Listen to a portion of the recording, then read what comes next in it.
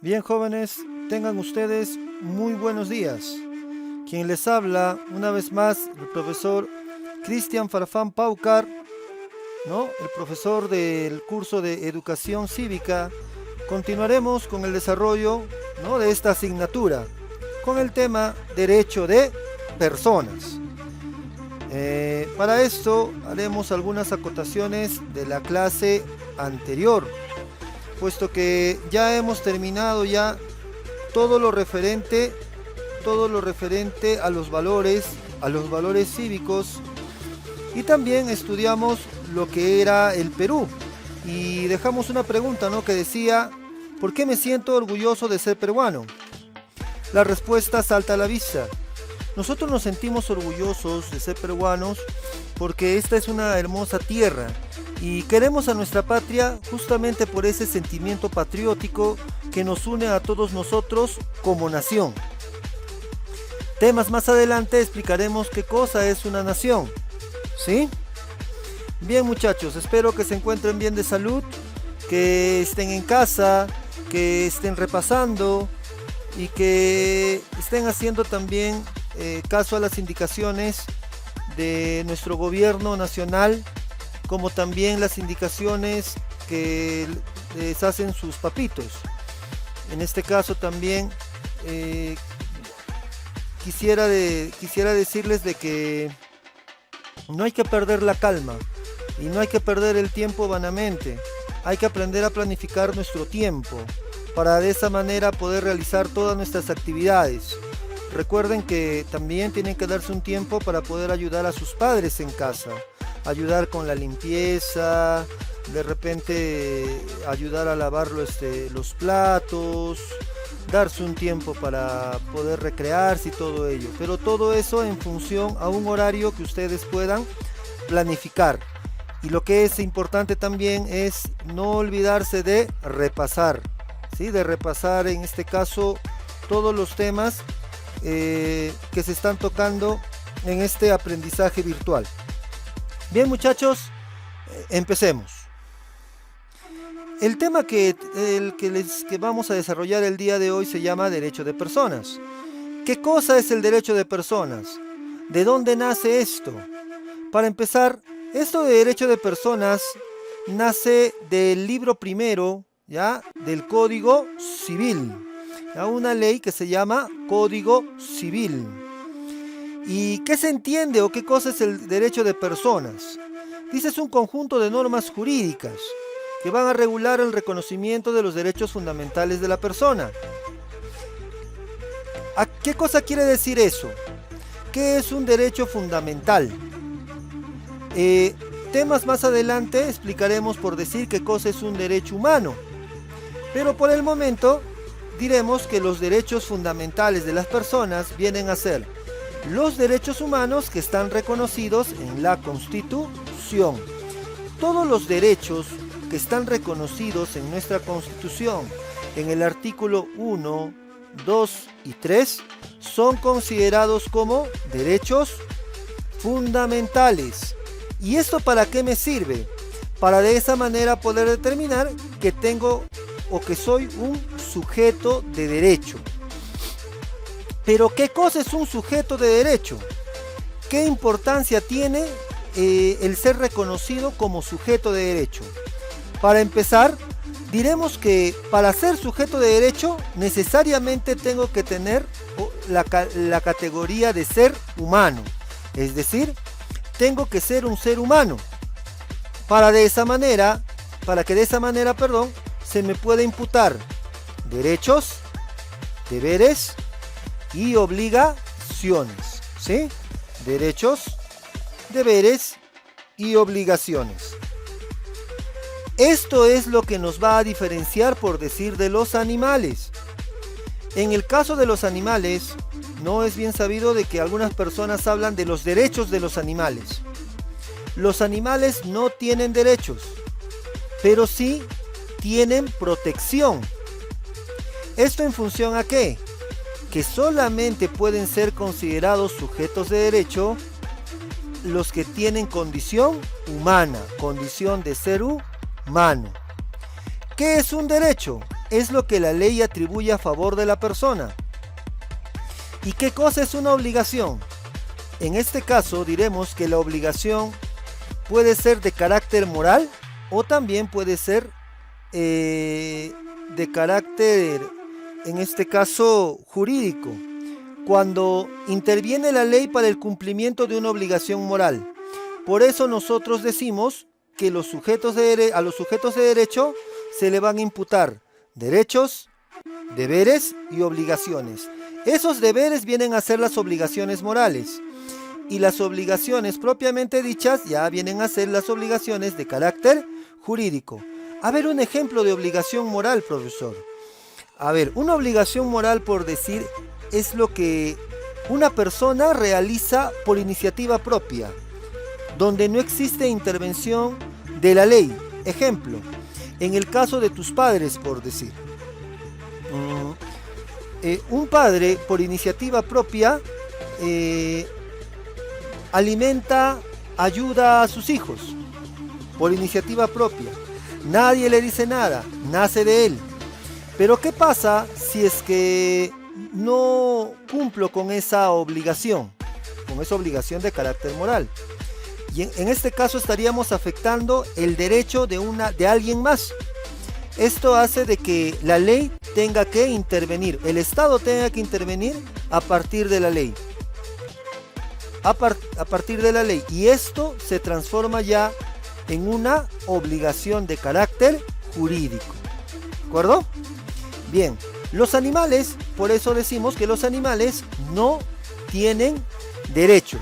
Pero ojo, eso no quiere decir de que puedo caminar por la calle o puedo abusar de los animales o puedo golpearlos sin razón alguna o aparente.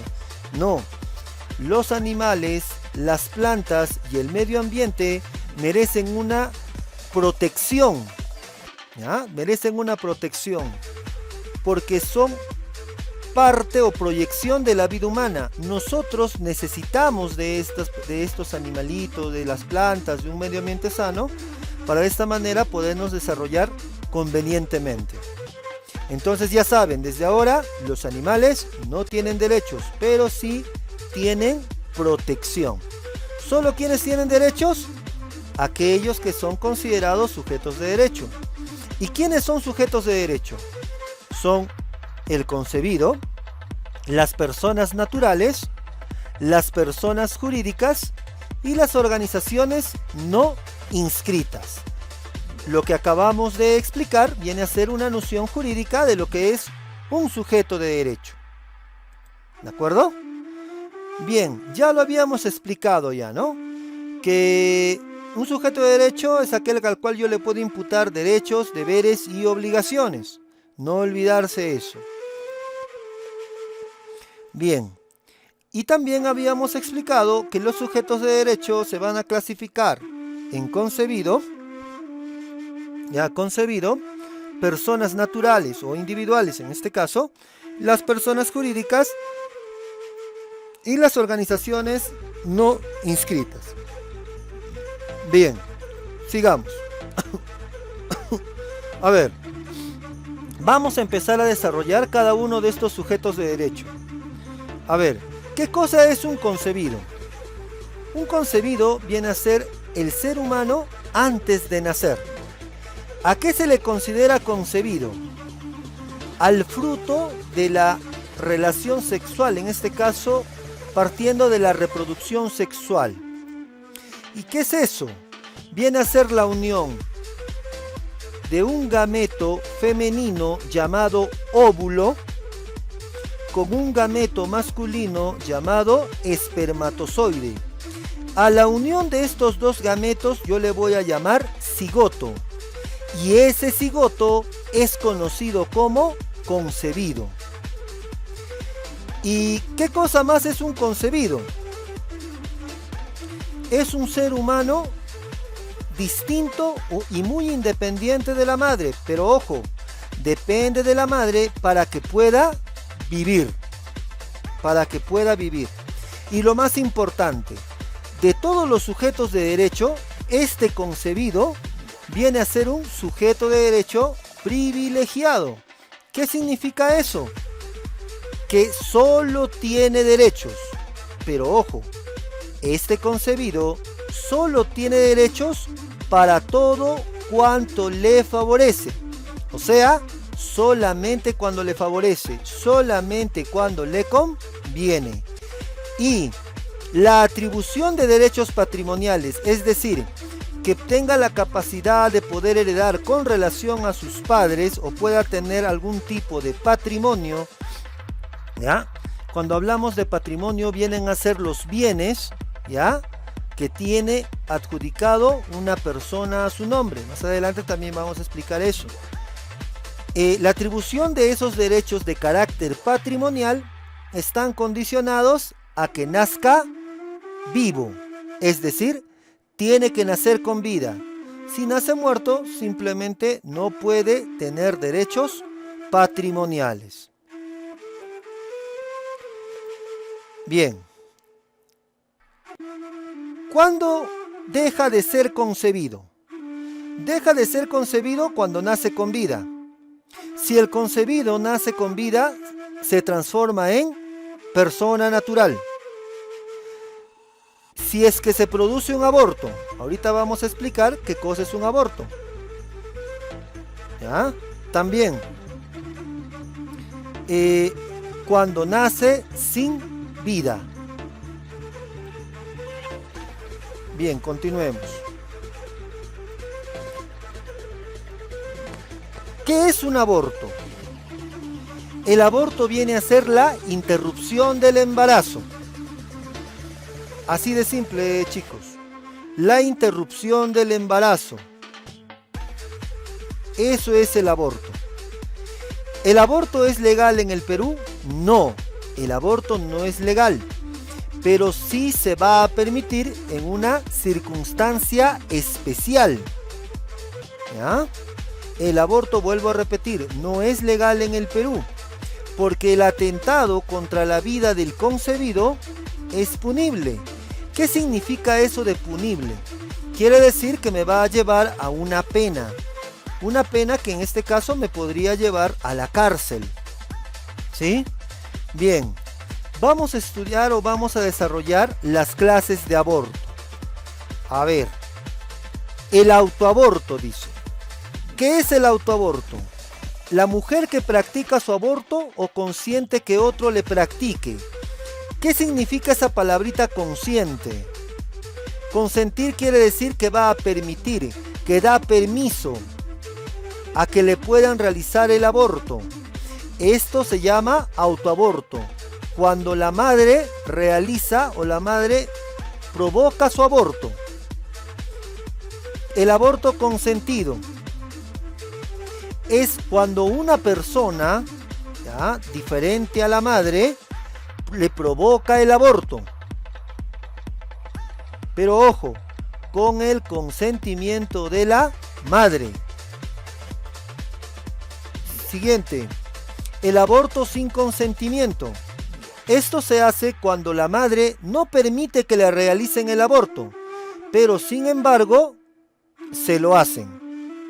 Puede ser por engaño o puede ser alguna situación que conlleve a que la madre no haya dado su consentimiento, pero sin embargo le realizaron el aborto. El aborto abusivo. ¿Por qué se llama aborto abusivo? Porque se hace un abuso de la profesión, se hace un abuso del conocimiento que tengo. En este caso, ¿quiénes cometen aborto abusivo? Aquellos profesionales de salud que abusan de la ciencia o de su conocimiento para poder realizar el aborto. Hasta aquí todos estos abortos que hemos explicado tienen una pena. El aborto preterintencional. ¿Qué significa eso? Es cuando me consta que la mujer está embarazada, me consta el embarazo, pero sin tener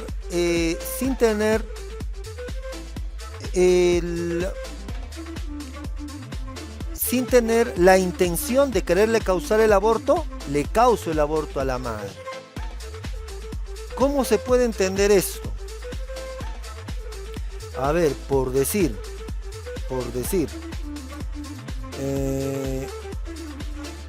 me consta, ¿ya? Me consta de que estoy bajando por las escaleras, ¿ya? Y estoy viendo subir a una madre, ¿no? Embarazada. Me consta porque le estoy viendo el vientre. En este caso empieza un movimiento sísmico. Al comenzar este movimiento sísmico, la naturaleza de supervivencia hace de que yo corra, lo cual no es correcto, ¿no? Pero sin embargo corro. Y en ese momento de querer bajar más rápido las escaleras, sin tener la intención, empujo a la madre. Ella rueda por las escaleras y a consecuencia de esto le causo el aborto. Eso es el aborto preterintencional. Me consta que está embarazada, pero por una situación ajena le causo el aborto. El aborto terapéutico. Hablamos de un aborto terapéutico cuando el único medio para salvarle la vida a la madre, ¿ya? O evitar en ella un daño grave y permanente es prescindiendo del concebido, es decir, realizando un aborto. Pero ojo, para poder realizar este aborto terapéutico, tiene que haber el consentimiento de la llamada Junta Médica. Es decir, la Junta Médica debe de aprobar, ¿ya? Debe de aprobar que es el único medio para poderle salvar la vida de la madre. Este aborto terapéutico es el único que está permitido a realizarse en el Perú, es decir, no tiene pena. Por último, el aborto sentimental y eugenésico. ¿Cuándo es un aborto sentimental? Hablamos de un aborto sentimental cuando el producto de la concepción, ¿ya? Es por una violación sexual fuera del matrimonio o una inseminación artificial no consentida. ¿Qué significa eso? ¿Qué es una inseminación? Esto es hacer el proceso de la fecundación en un laboratorio. Eso significa inseminación artificial, ¿sí? Pero en ambos casos, la violación o la inseminación debe ser fuera del matrimonio. Fuera del matrimonio. ¿Y cuándo hablamos de un aborto eugenésico? Hablamos de un aborto eugenésico cuando prescindimos del concebido. Es decir, para poderle ahorrar en este caso el sufrimiento durante toda su vida. ¿Esto qué significa? A partir de los avances de la ciencia, ahora se puede determinar si el sexo de un bebé en este caso, ¿no? Cuando está en el vientre de la madre. De la misma manera se puede determinar que pueda nacer con algún tipo de deficiencia psíquica o física, y con la finalidad de poderle evitar ese sufrimiento durante toda su vida, voy a prescindir del concebido, es decir, realizaré el aborto. Bien, chicos, eso ha sido el aborto. Ahora estudiaremos el siguiente sujeto de derecho: persona natural. ¿Qué es una persona natural? Una persona natural, ¿ya?, es un ser individual, ¿ya?, que tiene existencia tangible, es decir, tiene existencia física y real. A partir de una persona natural, ya hasta la persona jurídica y también las organizaciones no inscritas, ya estos sujetos de derecho sí pueden contraer deberes y obligaciones, ¿ya? Solamente en el caso del concebido solo tiene derechos. Y además de ello, la persona natural, ¿ya?, se inicia con el nacimiento y termina con la muerte. ¿Cuándo se considera el nacimiento de una persona? Cuando se desprende totalmente, ¿ya?, de la madre, es decir, cuando deja de depender de la madre. Ahí a partir de ese momento se considera ya el nacimiento de una persona, ¿sí? O sea, cuando está en el vientre de la madre, ¿no? Depende de la madre en este caso para poder vivir. Una vez que ha dejado ya el vientre de la madre, se considera el nacimiento. ¿Y cuándo se considera la muerte? La muerte se considera cuando ya no exista actividad cerebral. Cuando ya no existe actividad cerebral. Pero ojo, debemos de tener en cuenta que la muerte también de una persona se puede dar en este sentido, de la llamada muerte presunta. Para eso vamos a explicar qué cosa es la desaparición de la persona, la ausencia judicial, ¿sí? Eso vamos a explicar. Bien, empecemos.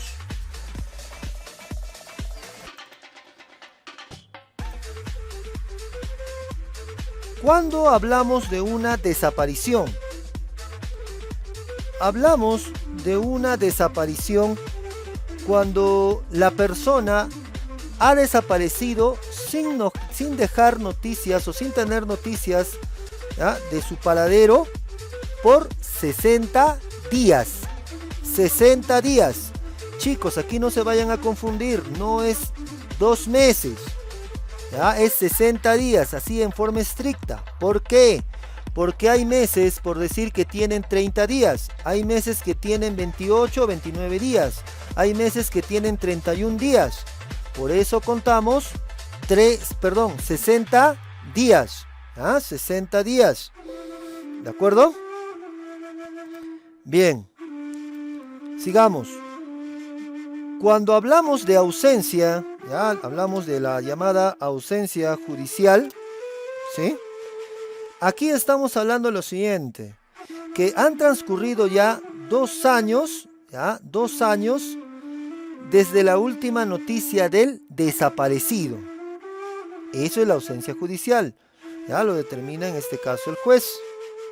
Y cuando hablamos de muerte presunta, la muerte presunta se da cuando voy a presumir, voy a suponer que ha muerto.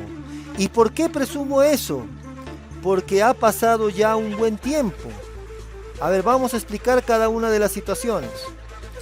Si hablamos de una persona natural, ¿ya?, una persona que es menor de 80 años, ¿ya?, menor de 80 años, y no he tenido noticias de esa persona, ¿ya?, en 10 años, puedo declarar en este caso su muerte presunta. Ahora, si es que esta persona natural es mayor o igual a 80 años, solo tendrán que transcurrir 5 años sin noticias de la persona para poder declarar su muerte presunta. Ahora, también cuando la desaparición de la persona se produjo en una circunstancia de peligro de muerte. ¿Cómo es eso, profesor? Esto más o menos es así, mira. Cuando, por decir, vamos a imaginar esta situación. Vamos a imaginar que vemos una señora estuvo lavando ropa en el río Quilcay, por decir. Estuvo lavando ropa en el río Quilcay. Y en eso de estar lavando la ropa vino una corriente fuerte y se llevó a la señora y también a la ropa. Y ya han pasado ya 2 años. Pero el cadáver, en este caso el cuerpo de la señora, no fue hallado, no se encontró. Y ya han transcurrido ya 2 años. En este caso yo puedo declarar la muerte presunta. Puedo declarar la muerte presunta. ¿Por qué? Porque la desaparición se produjo en una circunstancia de peligro de muerte. Recuerden que se la llevó el río, pues, ¿no? Es un ejemplo, jóvenes. Pero recuerden que no se tiene que haber, en este caso, hallado el cadáver. ¿De acuerdo? Ahora, volviendo a la persona natural, la próxima clase vamos a estudiar todo lo referente a lo que vienen a ser los atributos, ¿ya? A ver, vamos a darles un adelanto de ello. Mira, los atributos de la persona natural. Al tener existencia física y real, ¿no? Va a tener un nombre, va a tener una capacidad, va a tener un domicilio, va a tener un estado, va a tener una nacionalidad y va a tener un patrimonio, ¿ya? Eso va a tener una persona. La próxima clase vamos a estudiar todo esto, digamos, en forma más específica. Sigamos. Persona jurídica. ¿Qué es una persona jurídica? Una persona jurídica, dice, es una abstracción legal, una ficción legal, que puede estar constituida por una, dos o más personas naturales. ¿Qué cosa es una abstracción? Una abstracción es algo que sé que existe, pero que no puedo tocar, que no puedo, pues lo puedo sentir, por decir. Sé que existe. Por decir un ejemplo, conozco la amistad. Conozco la amistad. Sé que la amistad, por decir, es gordita, es flaquita, de repente tiene el cabello de color de color rubio. ¿Así será la amistad? ¿Alguien conoce la amistad? No creo. Pero ¿podemos sentir la amistad? Eso sí. Eso es una abstracción, ¿ya? Y eso viene a ser una persona jurídica. Ahora, las personas jurídicas, ¿ya?, se van a clasificar en personas jurídicas de derecho público, ¿ya?, y en personas jurídicas de derecho privado. Vamos a explicar cada una de ellas.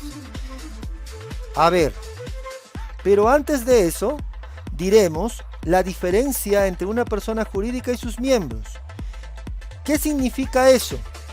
Eso significa que la persona jurídica tiene una existencia distinta a la de sus miembros. Está bien que una persona jurídica puede estar compuesta por personas naturales que se han juntado con la finalidad de cumplir un objetivo, ¿sí?